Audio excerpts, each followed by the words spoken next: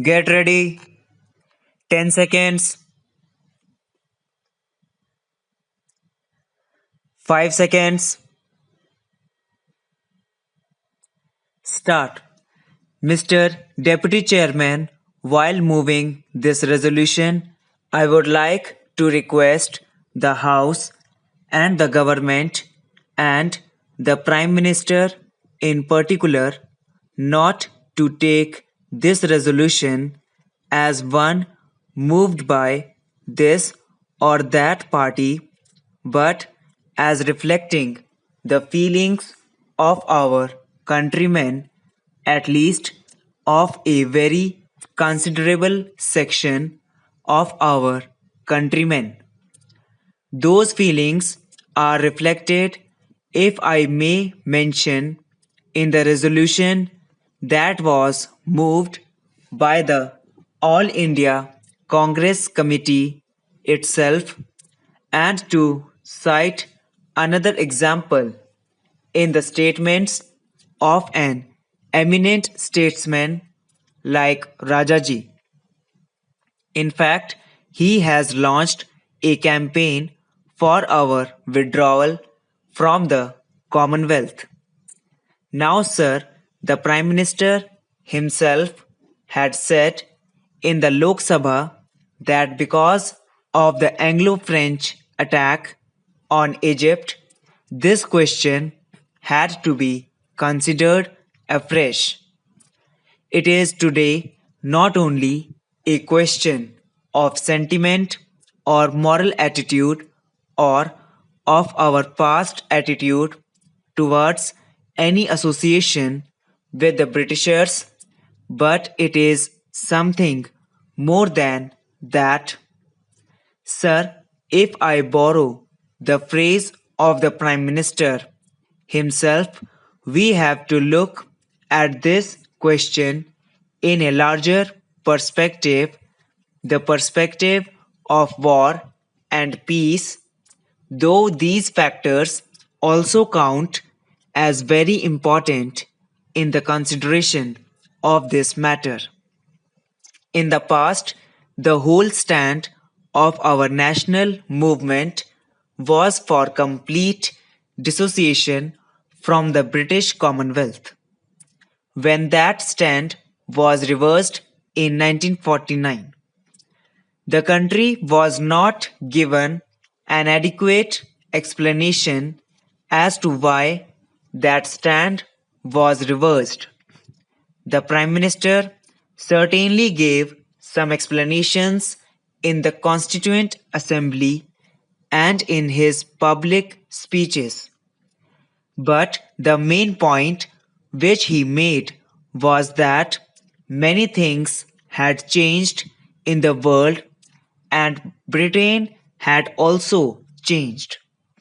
But there was nothing wrong if we associated with Britain as a sovereign country in the Commonwealth for purposes which may be to our common good. Now, sir, recent events and particularly the Anglo-French aggression on Egypt have clearly demonstrated that the British imperialism has not changed. I do not mean the British people, but I mean the British imperialism, which has not changed at all. Events in Malaysia, events in Kenya, and events in South Africa were all clear pointers to the fact that the characteristic of the British imperialism had not changed, and it has not changed even now. We were told that we had been associating as equal partners in the British Commonwealth. While launching this adventure of aggression, the British government did not think it necessary to consult the government of India, or at least to consider the feelings of the government of India, which represented the feelings of the people of India. They did not have even that much courtesy. So, where is the question of equality of status then? The bill, sir, which I have moved for the consideration of the House, mainly falls into four parts. As I have more than once pointed out in my speeches in connection with the First Amendment Act that was passed in 1952, the list that was prepared and appended to the original bill was done in a very haphazard way. In the First Amendment Act, an effort was made to correct some of the mistakes and to add a few more archaeological sites and monuments. In connection with that bill, sir, I had pointed out even then that there were quite a few monuments which were not included in that, even though they should have been immediately included therein. Hence, in this bill that I have put forth here, I have tried to include some additional monuments which should have been included therein even last time. The second thing that I have tried to do in this bill is this. In the original act, as well as even after the First Amendment Act, there remained quite a few mistakes, very patent mistakes, which need to be corrected.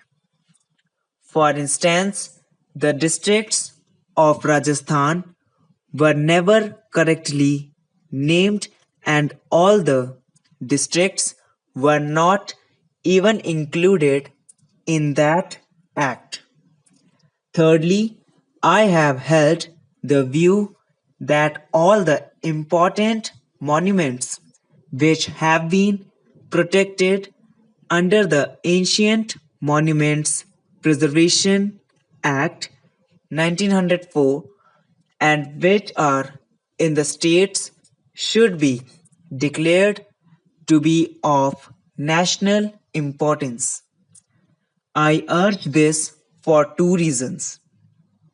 Firstly, I have always been of the view that there is no reason why, just because certain actions can be taken and certain moves can be made in the states under that Act of 1904, those monuments should not be declared to be of national importance.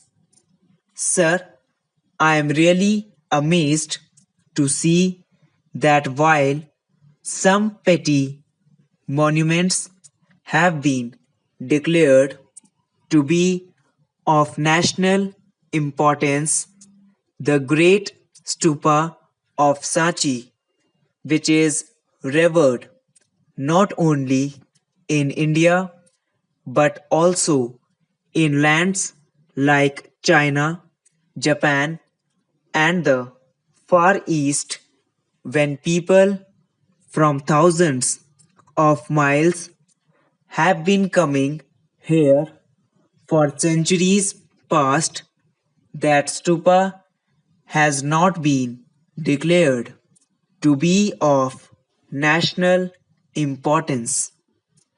I am amazed at this state of affairs.